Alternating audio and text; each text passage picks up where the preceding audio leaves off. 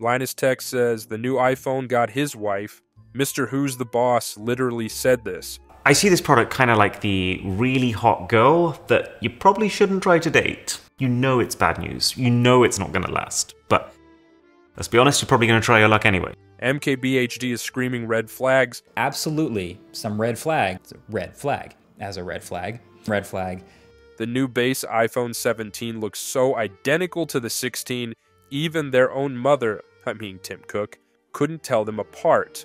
But somehow, it's the most exciting iPhone that everyone can't wait to buy? Tech YouTubers are having an existential crisis, trying to figure out if they love or hate these phones, and they all gave their first impressions, while casually holding phones worth more than my net worth. But I know, you're all desperately waiting for the real analysis from your beloved WiWiPEDIA. So grab your iPhone 7 like me, maybe ask your parents for some snack money, and let me show you exactly what kind of sorcery Tim Cook cooked up in his circular kitchen. It is September 13th, 2025, and you're watching WiWiPEDIA. But before we dive into Tim Cook's fever dream, I need to get real with you guys for a second. Our last video, the one where I roasted Apple, absolutely exploded. And by exploded, I mean it did numbers that made my calculator app crash. We hit 50,000 views. 50,000! That's more people than I've ever acknowledged my existence in real life. We also crossed 2,000 subscribers, which means we're only this number away from my dream of hitting 10 million. At this rate, I'll get there just in time for the iPhone 73 launch. When I saw those numbers, I literally sprinted to my parents' room and screamed, "Mom, Dad, I'm basically famous." My dad said, "Cool, did you apply to any jobs this week?" Thanks, Dad, really feeling the support there. When the iPhone 17 design leaked, Apple fans were ready to riot. It looked identical to the iPhone 16, same camera bump, same everything. The comment sections were brutal and people were already making funeral memes. Then, the event happened and everyone did a complete 180. The comments went from, "Apple is dead," to "take my kidney" real quick. And honestly, they're right. This boring-looking phone is secretly incredible. Let's start with the shocking part. Apple doubled the base storage to 256 GB for the same price. Apple, giving you more for free? I'm still checking if this is real or if I accidentally took my dad's medication. But the real plot twist came during the event. When they announced the new front camera, the audience went absolutely feral. We're talking standing ovations for a selfie camera at an Apple event where people usually clap for animated emoji. But the other new thing was a selfie camera. And it was funny, the keynote was pretty chill up until the point where they started to talk about this, and it was actually the loudest applause, and it was really tempting to make fun of it. But I actually do think this is really clever. But here's why everyone lost their minds. The new center stage camera is actually genius. It's an 18 megapixel square sensor, not rectangular like every camera. This means landscape selfies without rotating your phone. How many times have you tried to fit your whole dysfunctional family into a selfie and half of Uncle Bob gets cut off? Never again. The main camera jumped to 48 megapixels, paired with a 48 megapixel ultra wide. That's enough resolution to see your poor life choices in stunning detail. Then there's ProMotion, 120 Hz refresh rate on the base model. Android users have been enjoying this since the Treaty of Versailles, but Apple operates on what physicists call Apple time, where features arrive precisely when Tim Cook means them to. The screen grew to 6.3 inches, but the phone stayed the same size, because they shrunk the bezels down to basically nothing. They threw in Ceramic Shield 2 on front and back, which is 3 times more scratch resistant. Then there's anti-reflective coating, so you can actually see the screen outside, and the battery life increased by 8 hours, which in iPhone years is basically immortality. Remember in my last video where I roasted Apple? Every September, Tim Cook walks on stage and basically says, "Remember that phone you bought last year? Here's the same thing but 5% better for 10% more money."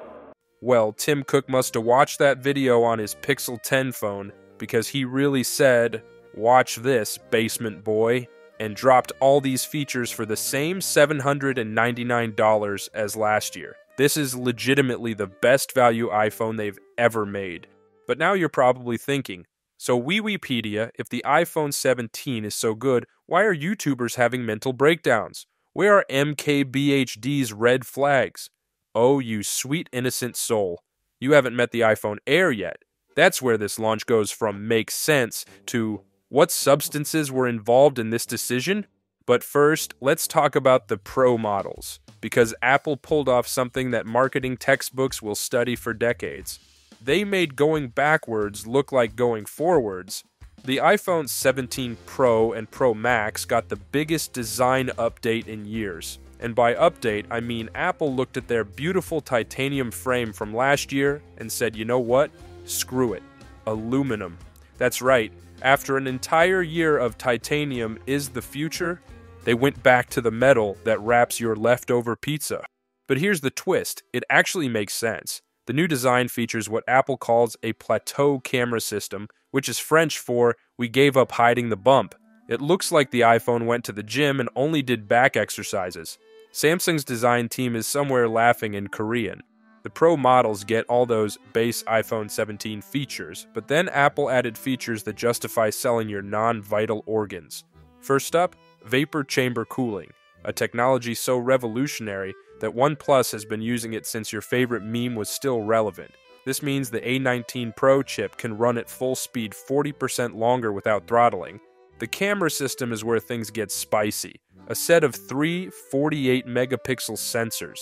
They added ProRes RAW video, Log2 encoding, and something called GenLock, which sounds made up, but apparently lets you sync multiple iPhones for professional video production. Now let's talk money. The Pro starts at $1,099. But wait, it gets better. The 2TB Pro Max, $1,999. That's right, Apple made the first mainstream $2,000 phone. At that price, it should come with a therapist to help you justify the purchase.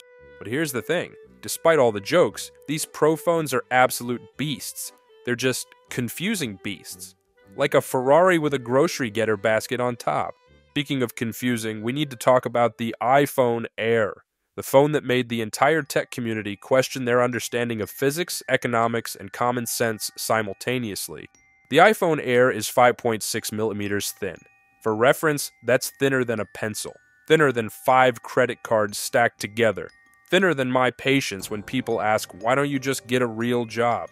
It's so thin that when you put it in your pocket, you'll forget it exists until you sit down and snap it in half. Mr. Who's the Boss called it the middle child situation. Not quite the favorite like the Pro, not the value champion like the base model, just there, trying really hard to be noticed. It's the iPhone equivalent of dyeing your hair purple in high school.